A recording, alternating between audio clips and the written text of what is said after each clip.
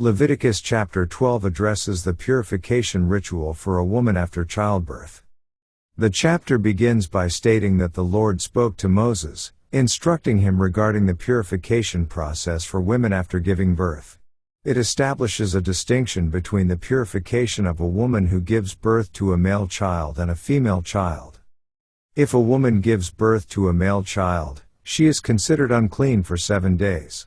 During this time, she experiences a period of purification, similar to her monthly menstruation cycle. On the 8th day, the male child is to be circumcised according to the covenant with God. Following the circumcision, the woman continues in a state of uncleanness for an additional 33 days. During these 33 days, she is not to touch any holy thing or enter the sanctuary until the days of her purification are completed. If a woman gives birth to a female child, her period of uncleanness is extended to 14 days. Afterward, she continues in a state of purification for 66 days, totaling 80 days in total. Upon the completion of the purification period, the woman is to bring an offering to the entrance of the tent of meeting, consisting of a lamb in its first year as a burnt offering and a young pigeon or turtle dove as a sin offering. If she is unable to afford a lamb, she may bring 2 turtle doves or 2 pigeons instead.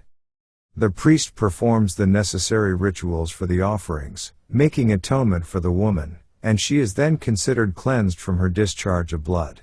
These rituals signify the completion of her purification process. The chapter concludes by emphasizing the importance of observing these laws and regulations regarding childbirth and purification. It states that these practices are to be followed by the Israelites to maintain purity and sanctity before the Lord. In summary, Leviticus Chapter 12 outlines the purification process for women after childbirth.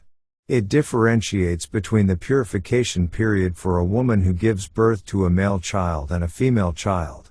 The chapter also specifies the offerings to be brought to the sanctuary after the purification period, signifying the woman's completion of the purification process.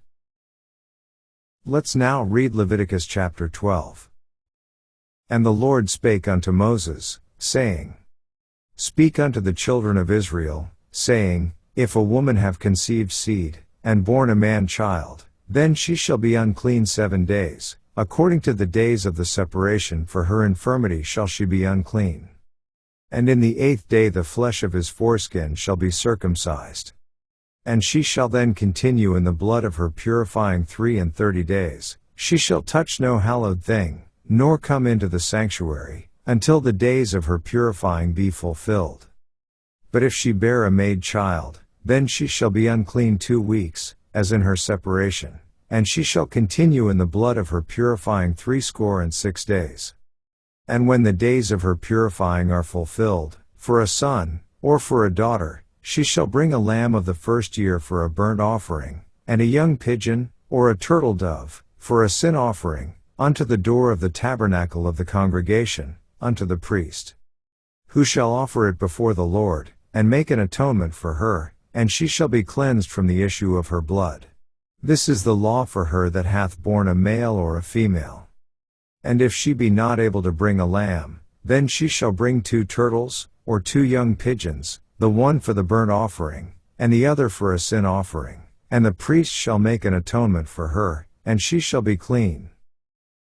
This ends our reading of Leviticus chapter 12.